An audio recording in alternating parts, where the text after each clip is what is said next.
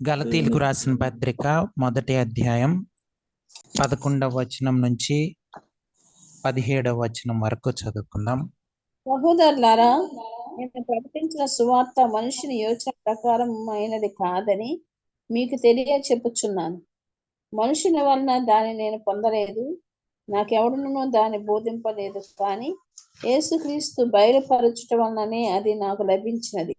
పూర్వమందు యూదా మతస్థుడనై ఉన్నప్పుడు నేను దేవుని సంఘమును అపరిమితముగా హింసించి నాశనం చేయుచు నా పితరుల పారంపర్యాచారం నందు విశేష ఆసక్తి గలవాడనై నా స్వజాతీయులలో నా సమాన వయస్కులైన అనేకుల కంటే యూదుల మతమును అత్యధికత నొందితినని నా నడవడిని గూర్చి మీరు వింటిరి. ఆయనను తల్లి గర్భం నందు పడినది మొదలుకొని నన్ను ప్రత్యేకపరిచి తన కృపచేతను నన్ను పిలిచిన దేవుడు, నేను అన్ని జనులలో తన కుమారుని ప్రకటింపవలనని ఆయనను నా యందు బయలుపరప అనుగ్రహించినప్పుడు మనుష్య మాత్రులతో నేను సంప్రదింపలేదు.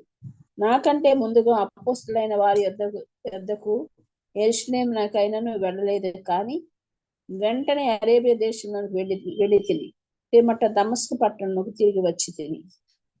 ప్రార్థన చేసుకుందాం. ప్రేమ కలిగిన మా పరలోకపు తండ్రి, మీ ఘనమైన అతి పరిశుద్ధమైన నామానికి వందనాలు ప్రభువా. సాయంత్రకాల సమయంలో మీ సన్నిధికి చేరి మిమ్మల్ని స్తుతించి ఆరాధించడానికి, అలాగే ఈ సమయంలో ప్రభువా మీ వాక్యాన్ని ధ్యానించడానికి దయచేసిన మరొక అవకాశాన్ని బట్టి మీకు స్తోత్రాలు, వందనాలు తెలియజేస్తూ ఉన్నాం. మళ్ళీ ప్రతి ఒక్కరిని బట్టి మీకు వందనాలు ప్రభువా. మీరేమై ఉంటున్నారో దాన్ని బట్టి మిమ్మల్ని స్తుతిస్తూ ఆరాధిస్తూ కనపరుస్తూ ఉన్నాం. గొప్పతనాన్ని బట్టి, ఔన్నత్యాన్ని బట్టి ప్రభువా నాయన, మీ యొక్క సార్వభౌమాధికారాన్ని బట్టి, ప్రేమ వాత్సల్యతలను బట్టి ప్రభువా మీకు వందనాలు స్తోత్రాలు తెలియజేస్తూ ప్రభువా నాయన మాతో మాట్లాడమని, విని గ్రహించలోబడ్డానికి కృప చూపించమని పరిశుద్ధాత్మదేవ ప్రభువా నాయన మీ యొక్క స్వరం విని ప్రభువా గ్రహించి లోబడ్డానికి కృప చూపించమని ప్రాధేయపడతా ఉన్న అటువంటి జ్ఞానం, విశ్వాసం దయచేయమని, అంధకార శక్తిని లయపరచమని, ప్రతి ఆటంకాన్ని దూరపరచమని, ఘనత మహిమ ప్రభావాలు మీకే ఆరోపిస్తూ యేసు ప్రభు వారి అతి పరిశుద్ధమైన నామంలో ప్రార్థన అడిగి వేడుకుంటున్నాం తండ్రి, ఆమెన్. జాన్ హస్ అనే ఆయన సంఘ సంస్కర్తల్లో ఒక ఆయన. సంఘం అంటే క్రైస్తవ్యం, రోమన్ క్యాథలిక్స్ ఉంటున్నప్పుడు చాలా అంటే బైబిల్కి, లేకపోతే ఈ రోమిలకు రాసిన పత్రిక, గలతీయులకు రాసిన పత్రిక, వీటిల్లో చెప్తున్న మాటలకి, వాళ్ళు చేసే వాటికి వ్యతిరేకంగా ఉంది. వాళ్ళు పనుల ద్వారా విశ్వాసం లేకపోతే రక్షణ సంపాదించుకోవచ్చు అన్నది అటువంటి ఆలోచన ధోరణిలో ఇది క్యాథలిజం ఉండేది. అప్పుడు దానికి వ్యతిరేకంగా మనకు తెలుసు మార్టిన్ లూథర్ అటువంటి వాళ్ళు, సంఘ సంస్కర్తలు వాళ్ళు చాలా పోరాటం చేశారు.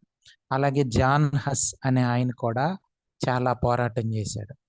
ఆయన చేస్తున్నప్పుడు, ఆయన దేవుని ప్రసంగాలు చేస్తున్నప్పుడు ఆయన సువార్తను ప్రకటించొద్దని, మాకు వ్యతిరేకంగా వాళ్ళకి, క్యాథలిక్స్కి వ్యతిరేకంగా ఎటువంటి బోధలు చేయొద్దని వాళ్ళు ఏం చేశారంటే ఆయనకి మరణశిక్ష వేసేశారు.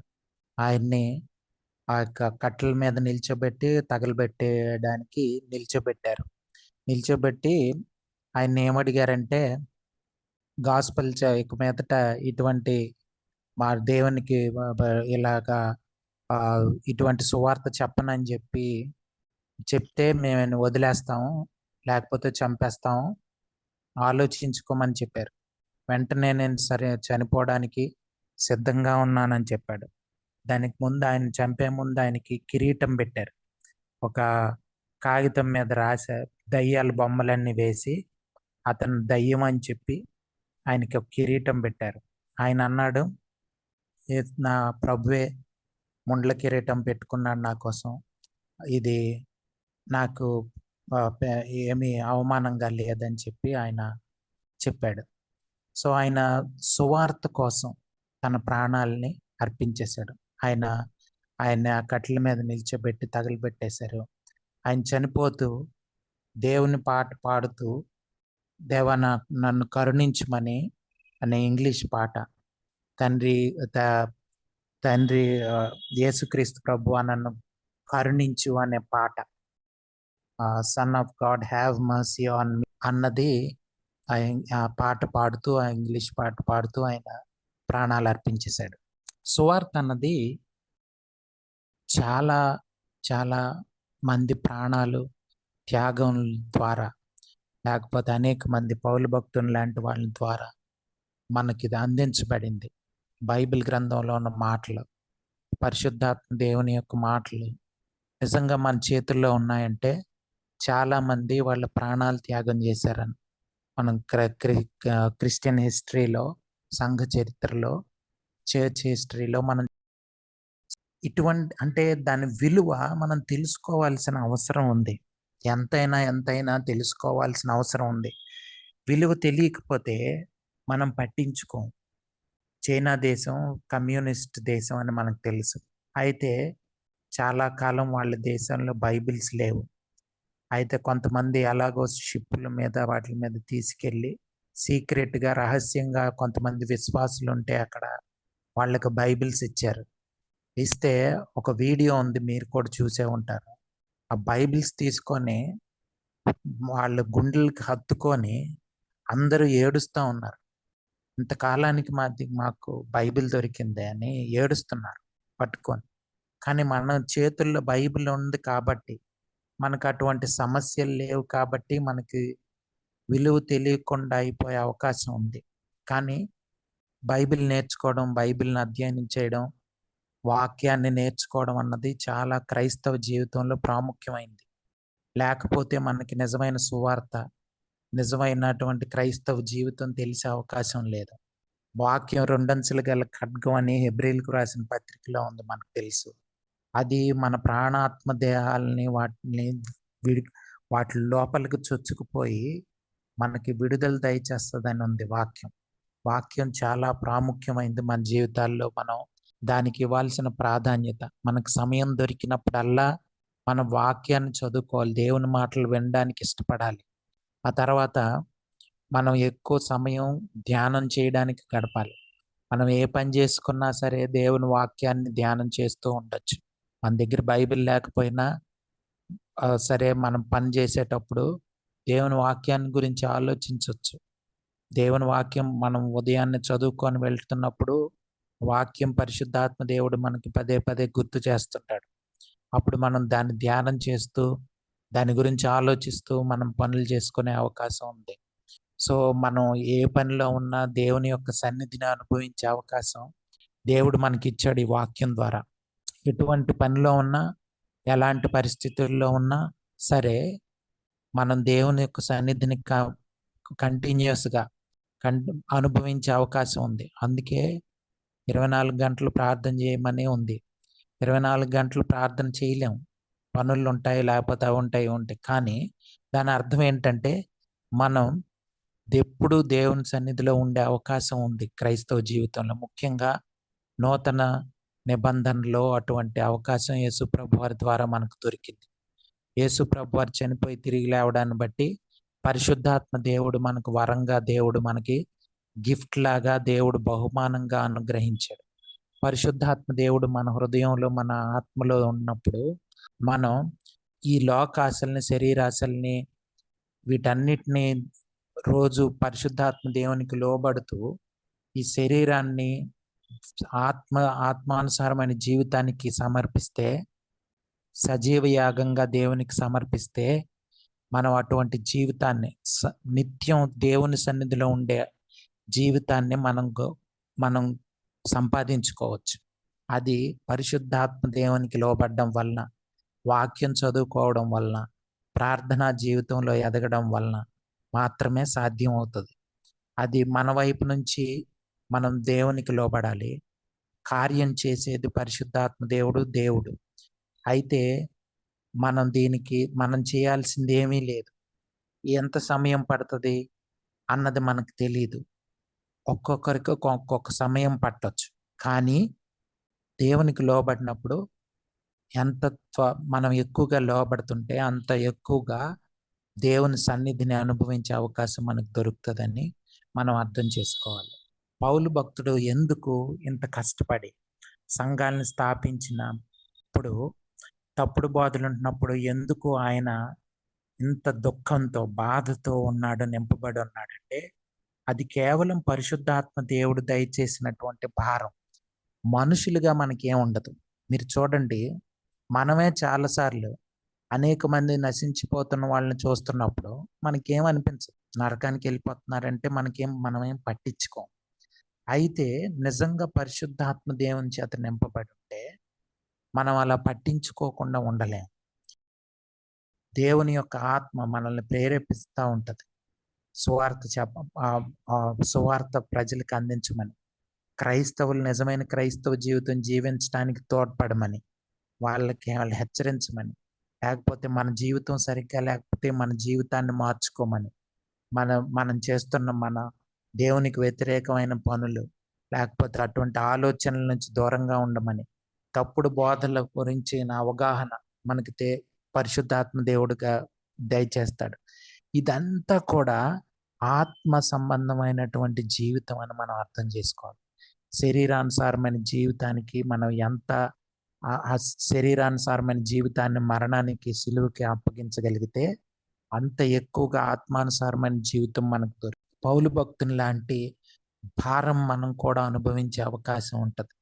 అటువంటి తప్పుడు బోధకులు లేకపోతే ఇట్లాంటి సంఘాలని పాడు చేస్తున్న వాళ్ళు, సంఘం దేవునికి దూరం అయిపోతున్నప్పుడు మనం ఊరకనే ఉండలేం.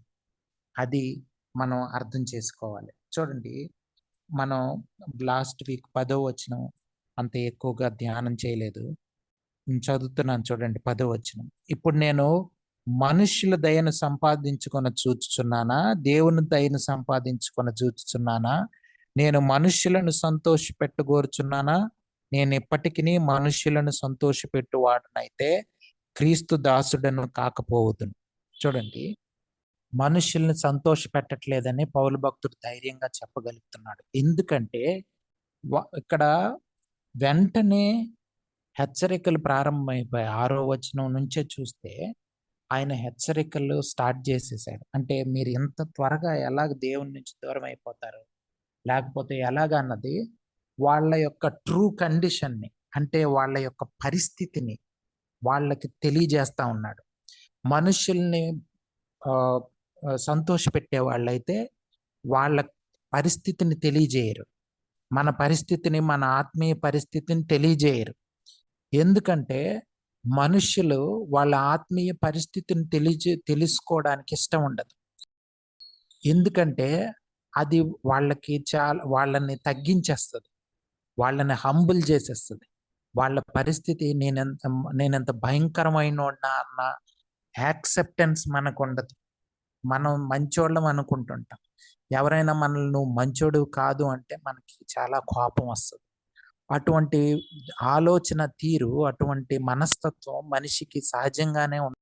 సో అందుకని ఎవరైనా దేవుని మాటలు చెప్పి, నిజంగా దేవుని మాటలు చెప్పి మన ఆత్మీయ పరిస్థితిని మనం కళ్ళ ముందు ఉంచితే మనకు నచ్చదు. అందుకనే తప్పుడు బోధకులు ఏం చేస్తారంటే మన ఆత్మీయ పరిస్థితిని మన కళ్ళ ముందు ఉంచరు. మనల్ని మనకి ఏది ఇష్టం, శరీరానుసారమైన ఈ లోకానుసారమైన జీవితం మనకి ఇష్టపడుతుంది. అందుకనే మన ముందు ఈ లోకానుసారమైన జీవితం, శరీరానుసారమైన జీవితం వైపు వాక్యాలను చెప్తూనే, బైబిల్ పట్టుకొని మాట్లాడుతూనే మనల్ని శరీరానుసారమైన జీవితం వైపు నడిపిస్తారు. ఎందుకు? శరీర కోరికలు, లోకానుసారమైన కోరికలు తీర్చబడతాయి దేవుణ్ణి నమ్ముకుంటే అని చెప్తారు. చెప్పినప్పుడు మనం ఈజీగా ఆకర్షింపబడిపోయే అవకాశం ఉంది. ఎవరైతే ఆత్మానుసారంగా బలమైన పరిస్థితుల్లో లేరో వాళ్ళందరూ శరీరానుసారంగా బలమైన పరిస్థితుల్లో ఉంటారు. వాళ్ళు ఈజీగా లోకానుసారమైన బోధలకి, శరీరానుసారమైన బోధలకి ఆకర్షింపబడతారు. అందుకనే గలతీ సంఘాలు, ఆ యొక్క గలతీ ప్రాంతంలో ఉన్న సంఘాలు వెంటనే ఆకర్షింపబడిపోతా ఉన్నారు, దేవుని నుంచి దూరం అయిపోతా ఉన్నారు. ఇది మనం అర్థం చేసుకొని మనం నేర్చుకోవాల్సిన పాఠం ఏంటంటే మన ఎవరైనా మనల్ని పొగుడుతూ మనల్ని ఇది చేస్తూ ఉంటే ఆలోచించుకోవాలి. లేదు, మన ఆత్మీయ పరిస్థితిని మన కళ్ళ ముందు ఉంచుతున్నారు. వాక్యం ఇట్లా చెప్తుంది, మీ జీవితాలు ఇలా ఉన్నాయా, పరిశీలించుకోండి, విమర్శించుకోండి అని చెప్పినప్పుడు అది నిజమైనటువంటి బోధ, వాక్యానుసారమైనటువంటి బోధ అని అర్థం చేసుకొని మనకు మనకు మనసు నొచ్చుకున్న సరే, ఇది దేవుని వాక్యం అని అర్థం చేసుకోవాల్సిన ఆ విధంగా మన ఆలోచన తీరును మనసును మార్చుకోవాల్సిన అవసరం ఉంది. క్రైస్తవ జీవితం అనేది కంటిన్యూస్గా మారు మనస్సు అనుభవంలో ఉండాల్సింది. ఒక్కసారి ఒకరోజు మారు మనసు పొందాను, బాప్తిస్మం తీసుకున్నాను, ఇంకా ఇంకా అయిపోయింది అనుకోకూడదు. మారు మనసు ఆ రోజు పొందామంటే, తీర్మానించుకున్నామంటే ప్రతిరోజు మనస్సు మార్చుకోవడానికి ఇష్టపడుతున్నామని అర్థం. ఒకరోజు మారు మనసు పొంది బాప్తిస్మం తీసుకున్నామంటే ప్రతిరోజు కూడా దేవునికి ఇష్టం లేనటువంటి మనస్సును మార్చుకోవడానికి, అటు నుంచి తిరిగిపోవడానికి, ప్రతిరోజు కూడా సిలువనెత్తుకొని వెంబడించడానికి, అంటే మనల్ని మనం తగ్గించుకోవడానికి, మనం ఉపేక్షించుకోవడానికి ఇష్టపడుతున్నామని ఆ రోజు నిర్ణయించుకున్నాం అంతే. బాప్తిస్మం తీసుకున్నంత మాత్రాన అయిపోలేదు. పెళ్ళి అయిపోయినంత మాత్రాన జీవితం అయిపోలేదు. అప్పుడే జీవితం ప్రారంభం అవుతుంది. వైవాహిక జీవితం అన్నది అప్పుడు ప్రారంభం అయింది అంతే. పెళ్లి రోజు, ఆ రోజు నుంచి మనం వర్కౌట్ చేయాల. భార్య భర్తల సంబంధం మీద భార్య వర్కౌట్ చేయాలా, భర్త వర్కౌట్ చేయాలా, ఇద్దరు విశ్వాసాన్ని కాపాడుకోవాలి, దాని గురించి ప్రయత్నించాలా. రక్షణానందంలో కొనసాగడానికి ఇద్దరు కూడా దేవుని సన్నిధిలో ఎప్పటికప్పుడు మారు మనసు పొందుతూ రక్షణానందంలో కొనసాగడానికి ఇష్టపడుతూ, ఇది క్రైస్తవ జీవితం. ఇక్కడ చూడండి, చాలా ఈజీగా మనం ఈ వాక్యం కానీ మనకు గుర్తుంచుకుంటే మనం ఈజీగా ఎవరు మనుష్యులను సంతృప్తి పరుస్తున్నారు, ఎవరు మనుషుల్ని సంతృప్తి పరచకుండా దేవుణ్ణి సంతృప్తి పరుస్తున్నారు, దేవుని వైపు నుంచి మాట్లాడుతున్నారా, మనుషుల వైపు నుంచి మాట్లాడుతున్నారా అన్నది చాలా ప్రాముఖ్యమైంది. మనం అర్థం చేసుకోవాల్సిన అవసరం ఉంది. ఎవరు మనుషుల వైపు నుంచి మాట్లాడుతున్నారు, ఎవరు దేవుని వైపు నుంచి మాట్లాడుతున్నారు అని అర్థం చేసుకోవాలి. చాలాసార్లు సువార్త ప్రకటించేటప్పుడు మనుష్య ఆలోచనలు, మనుష్య తలంపులు, పరిచర్య చేసేటప్పుడు మనుషుల ఆలోచనలు, మనుషుల పద్ధతులు, తలంపులు వచ్చేస్తాయి. అందుకే ఆత్మానుసారంగా చాలామంది నిజంగా దేవుని చెంతకు చేరకపోవడానికి కారణం ఏంటంటే, నిజమైన సజీవమైన క్రైస్తవులు తగ్గిపోతూ, లేకపోతే చాలా క్రైస్తవ్యం పలచబడిపోవడానికి, సజీవమైన క్రైస్తవులు లేకపోవడానికి, అనేక మంది అనేక సంఘాలు మృత సంఘాలుగా ఉండడానికి, డెడ్ చర్చెస్గా ఉండడానికి కారణం ఇదే. ఇక్కడే ఉంది కీ అంతా, ఇక్కడ ఉంది. తప్పుడు బోధలు ఎందుకు ఫ్లరిష్ అవుతున్నాయి, ఎందుకు అభివృద్ధి చెందుతున్నాయి, మనం సరైన సత్యం చెప్పే వాళ్ళ దగ్గరికి ప్రజలు ఎందుకు వెళ్ళట్లేదు అంటే కారణం ఇదే కారణం. మనుషులు ఆ విధంగానే ఉంటారు. ఈ రోజుల్లో ఇంకా భయంకర శరీరానుసారమైన జీవితం, లోకానుసారమైన జీవితం, పాపపు జీవితం భయంకరంగా విచ్చలవిడిగా క్రైస్తవ్యంలోకి చొరబడిపోయింది. సంఘాల్లోకి వెళ్తే శరీరం, లేకపోతే లోకం, పాపం భయంకరంగా మనకు కనిపిస్తుంది. భయంకరంగా శరీరానుసారమైన పద్ధతులు, లోకానుసారమైన పద్ధతులు అన్నీ భయంకరంగా సంఘాల్లో మనకు కనిపిస్తూ ఉంటాయి. వాటన్నిటి నుంచి మారు మనసు పొందకపోతే తప్పుడు బోధల నుంచి విడిపించబడ్డం, స్వతంత్రం దొరకడం అన్నది జరగదు. ఇది మనం అర్థం చేసుకోవాలి. 11వ వచనం నేను చదువుతున్నాను చూడండి. 11వ వచనం, సహోదరులారా, నేను ప్రకటించిన సువార్త మనుష్యుని యోచన ప్రకారమైనది కాదని మీకు తెలియజెప్పచ్చు. చూడండి, మనుష్యుని ఆలోచన కాదు, మనుష్యుని యోచన కాదు. సువార్త ఎప్పుడు మనుష్యుల నుంచి రాదు. మనుషుల ఆలోచనలు ఎలాగుంటాయంటే ఇలాగే ఉంటాయి. మీరు లాస్ట్ వీక్ గడిచిన వారం చెప్పారు ప్రాస్పరిటీ గాస్పెల్ అని. అంటే మీకు డబ్బులు వస్తాయి, బాధలు పోతాయి, ఆర్థిక ఇబ్బందులు పోతాయి, రోగాలు పోతాయి. ఇలాంటివన్నీ కూడా మనల్ని శరీరం ఈ యొక్క మనిషిని ఆలోచనల నుంచి వచ్చిందని మనం అర్థం చేసుకోవాలి. అటువంటిది వాక్యానుసారమైన బోధ కాదు. వాక్యానుసారమైన బోధ కాదు. చాలామంది ఎవరికి వాళ్ళే వాళ్ళ మినిస్ట్రీస్లో ఎక్కువ జనాలు ఉండాలని, ఎక్కువ ప్రజలు ఉండాలని, ఎక్కువ డబ్బులు ఫ్లో అవ్వాలని వాళ్ళు చేస్తున్నటువంటి ఇది అనమాట. అది మనం అనుగ్రహించుకోవాలి. నేను ఒకసారి ఒక దైవ సేవకునితో మాట్లాడుతూ ఉంటే, మీరు చెప్తున్నట్లు చెప్తే ఎవరు నమ్మరు సార్, ఎవరు నమ్మరండి, మీరు చెప్పినట్లు చెప్తే మటుకు ఎవరు రారండి, అసలు చర్చికి రావడమే మానేస్తారండి అని ఆయన అంటున్నాడు. అది నిజమే. అందుకనే చాలా మంది ఏం చేస్తున్నారంటే ఇలా చెప్తే రారని మనుషుని ఆలోచనలు పరిచర్యలో తీసుకొచ్చి పెడుతున్నారు. రారని దేవుని రాకడ దగ్గరికి అయ్యే కొలది ఇంకా రావడం మానేస్తారు, కానీ రారు. దేవుని సన్నిధికి రారు. చాలా తక్కువ మంది వస్తారు. కానీ మనం మనుషుల్ని సంపాదించుకోవడం, మనుషుల్ని ప్లీజ్ చేయడానికి చేయకూడదు. పౌలు భక్తుడు అదే చెప్తున్నాడు. అలాగ చేయకండి, నేను అట్లా చేయలేదు. మీరు ఆలోచించుకోండి, నేను అలా చేశానా? పౌలు భక్తుడైతే ఏ సంఘం దగ్గర ఆయన పనిచేస్తే వాళ్ళ మీద కూడా ఆధారపడేవాడు కూడా, ఆర్థికంగా ఆయనకి ఏమన్నా అవసరతలు ఉన్నా కూడా వాళ్ళ మీద ఆధారపడేవాడు కాదు. ఎందుకంటే వాళ్ళు సరైన సత్యం తెలుసుకోకుండా అయిపోతారేమో, నేనేమన్నా డబ్బుల కోసం చేస్తున్నానని అనుకుంటారేమో, నేను బ్రతకడానికని ఆయన డబ్బులు ఆయనే సంపాదించుకొని రాత్రులు కష్టపడి టెంట్లు అవి కుట్టి సువార్త ప్రకటించేవాడు, వాళ్ళకి చెప్పేవాడు. ఎందుకంటే సువార్త యాజ్ ఇట్ ఈస్గా దేవుని ఆలోచన, దేవుని ప్రణాళిక ప్రజల ముందు పెట్టడమే మన బాధ్యత. మనం డబ్బులు సంపాదించుకోవడానికో, చర్చి బిల్డింగ్లు కట్టించుకోవడానికో కాదు సువార్తని. ఇదొక ఉద్యోగం కాదు. సువార్త ప్రకటించడం అనేది ఉద్యోగం కాదు. మనకు ఉద్యోగాలు చేసి అలవాటైపోయి పాదిరి అన్నది, లేకపోతే దేవుని సేవకుడు అన్నది ఉద్యోగం అయిపోయింది ఈ రోజుల్లో. నెలకి ఇంత జీతం ఇస్తామంటే వాక్యం చెప్తారు. అలాగ లేదు, వాక్యానుసారంగా అట్లా లేదు. మనం దేవుని పని చేయాలి. యేసుప్రభు వారి శిష్యుల్ని పంపించినప్పుడు మీరేమి ఎక్స్ట్రా చెప్పులు కూడా తీసుకెళ్ళొద్దని చెప్పారు.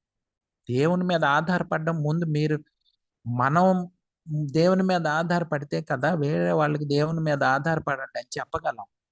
మనమే దేవుని మీద ఆధారపడకపోతే వేరే వాళ్ళకి ఎట్లా చెప్తాం దేవుని మీద ఆధారపడమని? ఇది మనం ఆలోచించుకొని నిజమైన క్రైస్తవ జీవితం గురించి తెలుసుకొని పరిశుద్ధాత్మ అటువంటి అనుభవంలోకి, అందులోనే నిజమైన జీవితం ఉందండి. ఈ ధనంలోని, ఈ లోకంలోని నిజమైన జీవితం దొరకదు. ఎంత చేసినా సరే మనకు సంతృప్తి దొరకదు. అందుకని చూడండి, న్యూస్ పేపర్లో పడతా ఉంటది, పెద్ద పెద్ద ఆస్తి ఉన్నవాళ్ళు, డబ్బులు ఉన్నవాళ్ళు సూసైడ్ చేసుకొని చచ్చిపోయారని పడతాం. అందంగా ఉన్నవాళ్ళు, సినిమా యాక్టర్లు, ఇలాంటి వాళ్ళు. ఎందుకు అంటే అందులో జీవితం లేదు, సంతృప్తి లేదు. ఎంత వెతికినా దొరకదు. ఈ లోకానుసారమైన జీవితంలో ఎంత వెతికినా జీవం దొరకదు, జీవం లేదు. జీవం అన్నది యేసుప్రభు వారి జీవితంలోనే, యేసుప్రభు వారి మార్గంలోనే అందులో ఉంది. ఆయన చెప్పిన మార్గం సత్యం అని మనం తెలుసుకొని, ఆయనే జీవం అని మనం తెలుసుకొని, అందులో లైఫ్ ఉందని ఆ మార్గాన్ని మనం వెంబడించాలి.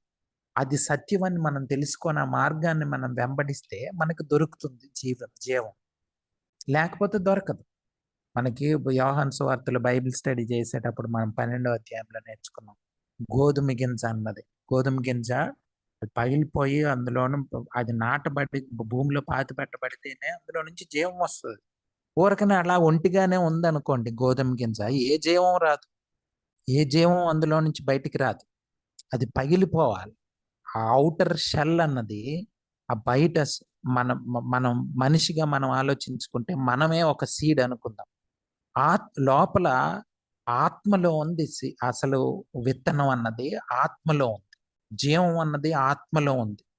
బయట శరీరం దాన్ని బయటికి రాకుండా చేసేస్తుంది. ఆత్మానుసారమైన జీవితాన్ని బయటికి రాకుండా ఈ శరీరం ఏం చేస్తదంటే లోకం వైపు మనల్ని నడిపించేస్తుంది. అందుకనే అది బ్రేక్ అయిపోవాలి. అది బ్రేక్ అయిపోతే, అది విరిగిపోతే, అది చనిపోతే లోపల నుంచి వస్తుంది జీవం. అదే మనకి సిలువ ఇవన్నీ యేసు ప్రభువారి సిలువ అదే మనకు గుర్తు చేస్తుంది. సిలువలో ఆయన ప్రాణం పెట్టింది. మనం బాప్తిస్మం తీసుకున్నప్పుడు ఒక సింబాలిక్‌గా మనం చూపిస్తున్నాం. దాన్నే మనం నీటిలో మునుగుతా అంటే అర్థం ఏంటంటే శరీరానుసారంగా పాపపు జీవితానికి ఈ రోజు నుంచి నేను చనిపోతున్నానని ఒప్పుకోవడం. బాప్తిస్మం అంటే ఈ రోజు నుంచి నేను చనిపోతూ ఉంటాను దేవుని ప్రయాణంలో అని మనం ఒప్పుకోవడం. సో ఇది మన విడుదల దయచేసేది. అందుకే మనిషి ఆలోచన నుంచి రాకూడదు సువార్త అన్నది ఎప్పుడైనా సరే. మనిషి ఆలోచన పరిచర్యలో కానీ, సువార్తల్లో కానీ ఎందులోని పడకూడదు. ఒక ఆయన ఏమన్నాడంటే, సార్ ఎవరు చెప్పినా దేవుని వాక్యం చెప్పాలంటే ట్రైబల్స్ కూడా వినట్లేదండి ఈ రోజుల్లో. అందుకని మేము ఒక ఆలోచన చేసాం.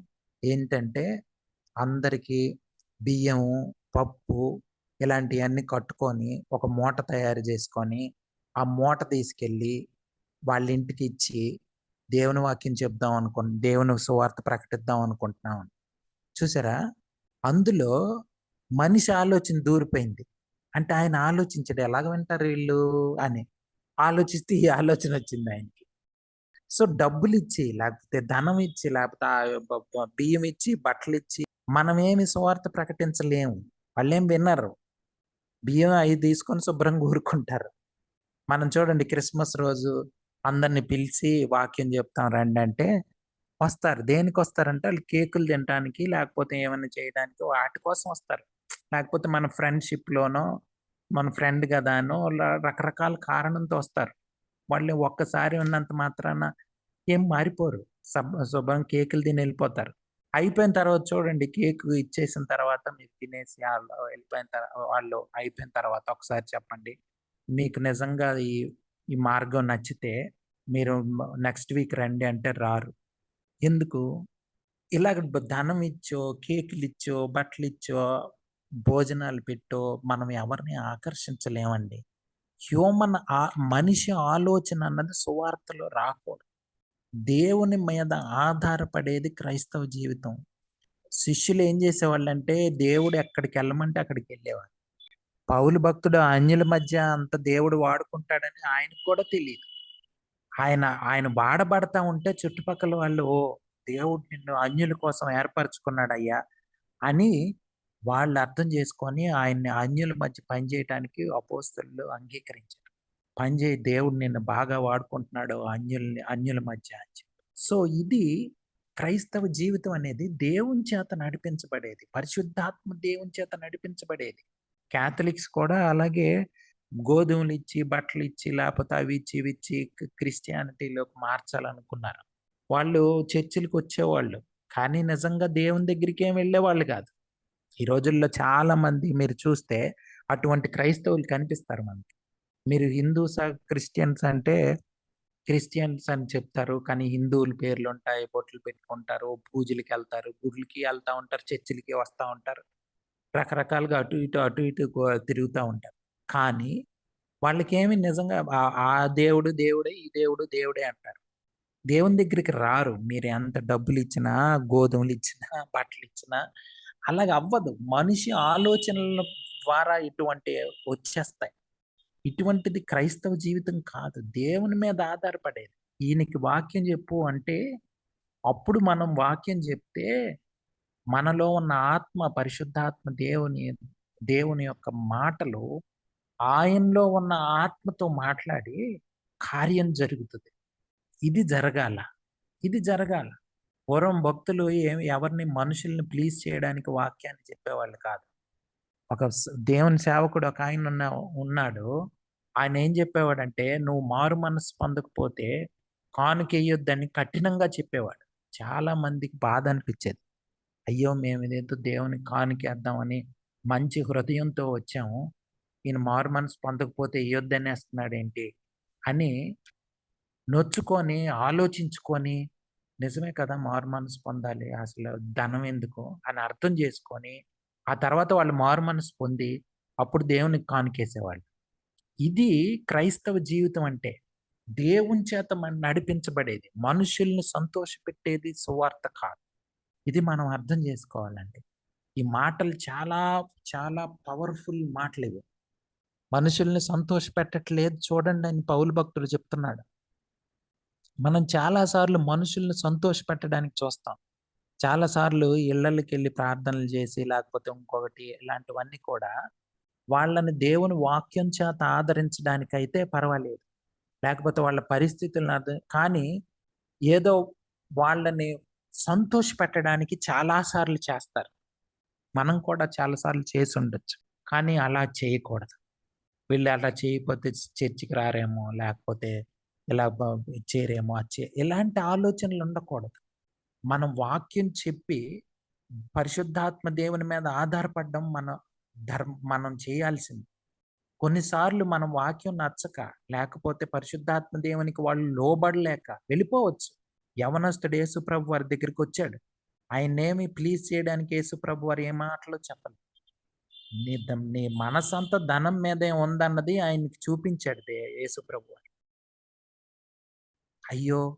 ఇలా చెప్తే ఈయన నొచ్చుకుంటాడేమో, సణుక్కుంటాడేమో, వెళ్ళిపోతాడేమో, అయ్యో పాపం దేవునికి దూరంగా అయిపోతాడేమో అనుకోలేదు.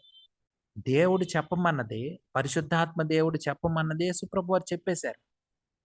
నువ్వు నిజంగా ఇదైతే నీ ధనమంతా పేదలకిచ్చేసి వెంబడించు నన్ను. నీకు నిజంగా పరలోక రాజ్యమే ముఖ్యం కదా! అంటే ఆయనేమి లోబడలేదు. ఆయనకి ధనమే ముఖ్యం.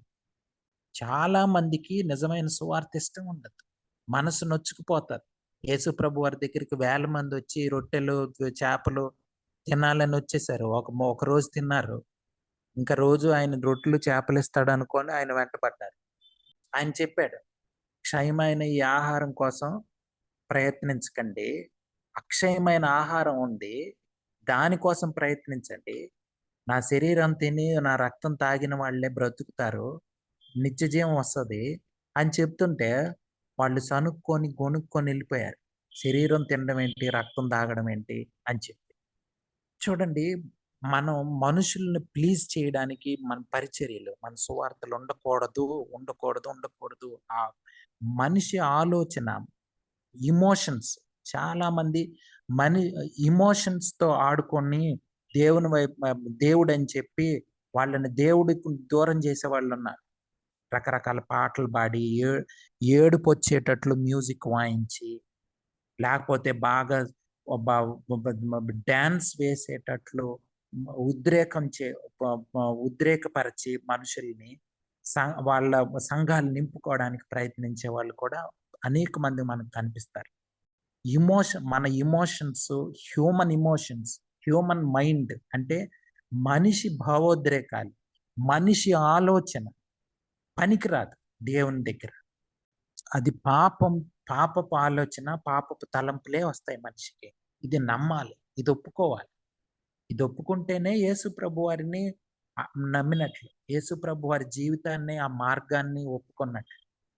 చాలామంది క్రైస్తవులని చెప్పుకుంటున్న వాళ్ళు, చాలామంది దేవుని సేవకులని చెప్పుకుంటున్న వాళ్ళు క్రైస్తవ్యంలో లేరు. వాళ్ళు క్రిస్టియన్సే కారు. మనం రోమీయులకు రాసిన పత్రికలో చదివాం. ఇశ్రాయేలీలందరూ ఇశ్రాయేలీలు కారు. క్రిస్టియన్స్ అందరూ క్రిస్టియన్స్ కాదు. దేవుని బోధకులు, సేవకులని చెప్తున్న వాళ్ళందరూ దేవుని సేవకులు కాదు. డబ్బులు సంపాదించుకోవడానికి, మనుషుల్ని ప్లీజ్ చేసి, మనుషుల్ని సంతోషపెట్టి చేసేవాళ్ళు అనేక మంది మనకి కనిపిస్తారు. వాళ్ళంతా తప్పుడు బోధకులే. ఈ రోజుల్లో సరైన వాక్యం చెప్పి, సరైన క్రైస్తవ జీవితం చూపించే వాళ్ళు చాలా, చాలా, చాలా తక్కువున్నారు. చాలా తక్కువున్నారు. ప్రతి దేశంలో కూడా తప్పుడు బోధలతో నిండిపోయింది. ప్రతి దేశం, ప్రతి ఊరు, మన మన రాష్ట్రంలో, మన దేశంలో ప్రతి చోట అనేక మంది తప్పుడు బోధకులు, అనేక మంది తప్పుడు బోధలు చేసేవాళ్ళు. తప్పుడు బోధకులు చర్చిలకే వెళ్తారు. మీరెళ్ళి వాక్యం చెప్తే మాకు ఇటువంటి వాక్యం అనవసరం, మాకు అవసరం లేదు, వెళ్ళిపోమని తరిమేస్తారు మనల్ని. ఇది ఈ రోజుల్లో జరుగుతుంది. ఆలోచించుకుందాం. నిజమైన యేసు ప్రభు వారిని హత్తుకుందాం. వాక్యాన్ని హత్తుకుందాం. శిష్యులు జీవించిన జీవితాల్ని, వాటిని అధ్యయనం చేసి, ప్రేమించి, ఆ మార్గాన్ని ఎంచుకుంటే తప్ప క్రైస్తవులకి లేకపోతే క్రైస్తవేతరులకి విడుదల దొరికే అవకాశం లేదు. మన జీవితాల నుంచి విముక్తి లేదు. మీరు చూడండి 12వ వచనం చదువుతున్నాను చూడండి. మనుష్యుని వలన దానిని నేను పొందలేదు, నాకెవడునూ దానిని బోధింపలేదు, కానీ యేసుక్రీస్తు బయలుపరచుట వలనే అది నాకు లభించింది. మనుషుల వల్ల నాకు రాలేదు ఇది. మనకు తెలిసే పౌలు భక్తుడు ఎట్లా యేసు ప్రభు వారిని తెలుసుకున్నాడో అన్నది మనకు తెలుసు.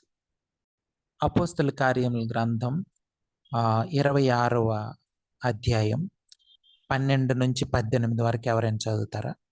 అందు నిమిత్తము నేను ప్రధాన అధికారమును ఆజ్ఞయు పొంది దమస్కు పోచుండగా, రాజా, మధ్యాహ్నమందు నా చుట్టూను నాతో కూడా వచ్చిన వారి చుట్టూను ఆకాశం నుండి సూర్య తేజస్సు కంటే మిక్కిలి ప్రకాశమానమైన ఒక వెలుగు త్రోవలో ప్రకాశించుట చూచితిని. మేమందరమును నేలన పడినప్పుడు, సౌలా సౌలా, నన్నెందుకు హింసించుచున్నావు? మునికొనలకు ఎదురు తన్నుట నీకు కష్టమని హెబ్రీ భాషలో ఒక స్వరము నాతో పలుకుట వింటిని. అప్పుడు నేను, ప్రభువా, నువ్వు ఎవడవని అడుగగా, ప్రభువు, నేను నీవు హింసించుచున్న యేసు, నీవు నన్ను చూచి ఉన్న సంగతిని గూర్చి, నేను నీకు కనబడబో సంగతిని గూర్చి నిన్ను పరిచారకునిగా సాక్షిగా నియమించుటకై కనబడి ఉన్నాను. నీవు లేచి నీ పాదమును మోపి నిలువుము. నేను ఈ ప్రజల వలనను అన్ని జనుల వలనను హాని కలగకుండా నేను కాపాడేదను. వారు చీకటిలో నుండి వెలుగులోనికి, ఏ సాతాను అధికారం నుండి దేవుని వైపునకు తిరిగి, నా యందు విశ్వాసం చేత పాప క్షమాపణను పరిశుద్ధ పరచబడిన వాళ్ళ స్వాస్యమును పొందినట్లు వారి కన్నులు తెరచుటకే నేను నిన్ను వారి యొద్దకు పంపేదనని చెప్పాను. చూడండి, మనుషులు ఈ మొత్తం కాన్వర్జేషన్ లో మనుష్యుల యొక్క ఇది లేదు. అంటే దేవుని మాటలే, దేవునికి తనకి జరిగినటువంటిది సంబంధం. పౌలు భక్తునికి ఆ యొక్క దమస్కు మార్గంలో సంఘాన్ని హింసించడానికి ఇంకా ఆ యొక్క పెర్మిషన్ తీసుకుందామని వెళ్తున్నప్పుడు జరిగిన సంఘటనని ఆ యొక్క అగ్రిప్ప రాజు ముందు తన సాక్ష్యాన్ని పౌలు భక్తుడు చెప్తున్నాడు. ఇది నా జీవితంలో జరిగింది రాజా అని. సో కాబట్టి ఇందులో ఏ మనిషి ఇన్వాల్వ్మెంట్ లేదు. చూడండి, ఏ మనిషి యొక్క ఇది లేదు, ఆలోచన లేదు, నడిపింపు లేదు. క్రైస్తవ జీవితం అనేది మనుషుల ఆలోచనలతోని, మనుషుల తలంపులతో నడిపించబడేది కాదు. పరిచర్య కానీ ఏదైనా సరే, పాటలు పాడామనుకోండి, మనకు మనిషి ఆలోచన వచ్చింది అనుకోండి, నేను బాగా పాడానని అందరూ నన్ను మెచ్చుకోవాలన్న ఆలోచన ఉంటుంది. కానీ దేవుని కోసం నిజంగా ఎవరైనా ఈ పాట విని పరిశుద్ధాత్మ దేవుని ద్వారా దేవుని గురించి తెలుసుకుంటే మంచిది. దేవా, ఏ పాట పాడాలి, నువ్వు నడిపించు అని ప్రార్థనాపూర్వకంగా పాడేవాళ్ళు లేరు. పాటలు అమ్ముకునేవాళ్ళు ఈ రోజుల్లో మనం చూస్తే పాటలు పాటలు పాడేవాళ్ళు బిజినెస్ చేసుకుంటున్నారు, అమ్ముకుంటున్నారు పాటల్ని. వాక్యం చెప్పేవాళ్ళు వాక్యం అమ్ముకుంటున్నారు, ప్రార్థన చేసేవాళ్ళు ప్రార్థనలు అమ్ముకుంటున్నారు, ఇంకా వాటర్లు, నూనెలు, కర్చీఫ్లు అమ్ముకునేవాళ్ళు. మనిషి తలంపు వచ్చిందంటే వ్యాపారం లేకపోతే పాపపు ఆలోచన వచ్చేసిందని లెక్కే. దేవుని మీద ఆధారపడి, దేన్నైనా దేవుని మీద ఆధారపడే నడిపించాల్సింది క్రైస్తవ జీవితం. పౌలు భక్తుడు అదే మీద. అందుకనే తప్పుడు బోధలకి వీళ్ళంతా ఇంత త్వరగా ఎందుకు వెళ్ళిపోతున్నారు, ఎందుకు లోబడిపోతున్నారు అంటే అది దేవుడు నన్ను ఏర్పరచుకున్నాడు. ఇందులో ఏ మనిషి తలంపు లేదు. ఏ ఊరు వెళ్ళినా ఆ ఊరికి దేవుడే పంపించేవాడు పౌల్ని. ఏ ఊరు వెళ్ళాలని పరిశుద్ధాత్మ దేవుని మీద ఆధారపడేవాడు. ఎక్కడ వాక్యం చెప్పాలని, ఎవరికి వాక్యం చెప్పాలని, ఎవరింట్లో ఉండాలని, ఇవన్నీ దేవుడు నిర్ణయించేవాడు. వాళ్ళ అవసరతలు దేవుడు తీర్చేవాడు. ఇది క్రైస్తవ జీవితం అండి. ఇది క్రైస్తవ జీవితం. ఈ రోజుల్లో మీరు పరిచర్యలు చూడండి, సంఘాలు చూడండి, అన్ని మనుషుల ఆలోచనలే ఎక్కువ కనిపిస్తాయి మనకి.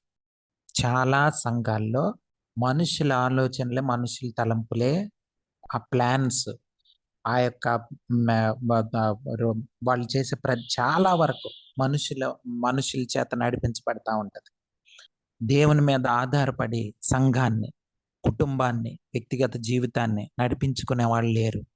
అందుకే స్వతంత్రం లేదు, బంధకాల్లో ఉన్నారు అందరూ. మీకేమన్నా సందేహాలు ఉంటే అడగండి, లేకపోతే ఎవరైనా ప్రేరేపించబడిన వాళ్ళు ప్రార్థన చేస్తే ముగించుకుందాం. స్తోత్రం స్తుతులకు పాత్ర స్తోత్రాడ మీకు వెళ్ళలేని స్తోత్రాలు చెల్లిస్తున్నాను దేవా. సాయంత్రంలో కత్పతి హోవా పరిశుద్ర నిత్యం దేవతల చేత కొనియాడబడుచున్నాను నా దేవ. మీకే వందనాలు స్తోత్రాలు చెల్లిస్తున్నాను దేవా. యేసయ్య వాళ్ళ వాక్యం ద్వారా మాట్లాడిన ప్రతి ఒక్క మాటను బట్టి మీకే వెళ్ళలేని స్తోత్రాలు చెల్లిస్తున్నాను దేవా. యేసయ్య మళ్ళీ తండ్రి నిజమే దేవా, మళ్ళీ తండ్రి ఏది తప్పుడు బోధనో తండ్రి, ఏది నిజమైన బోధన మేము కూడా గ్రహించాలని చెప్పి తండ్రి తెలియజేసిన నా దేవ, దాన్ని బట్టి మీకే వందనాలు స్తోత్రాలు చెల్లిస్తున్నాను దేవా. యేసయ్య మళ్ళీ తండ్రి సువార్త ఎప్పుడు కూడా మనిషి నుంచి రాదు, మీ దగ్గర నుంచే రావాలి అని చెప్పి తెలియజేసిన నా దేవ, మళ్ళీ దాన్ని గ్రహించే కృపను మాకు దయచేయమని అడుగుతున్నాను దేవా. సహాయాన్ని దయచేయండి దేవా. యేసయ్య నిజమే దేవా, మేము మీద ఆధారపడితేనే కదా దేవా ఇతరులకు మీ గురించి మేము తెలియజేయగలుగుతాము. మళ్ళీ తండ్రి మేము మీ మీద ఆధారపడే కృపను మాకు దయచేయమని అడుగుతున్నాను దేవా. యేసయ్య మళ్ళీ తండ్రి విన్న వాక్యాన్ని మా హృదయాల్లో భద్రపరుచుకునే కృపను మాకు దయచేయమని అడుగుతున్నాను దేవా. యేసయ్య మళ్ళీ సహాయం దయచేయండి దేవా.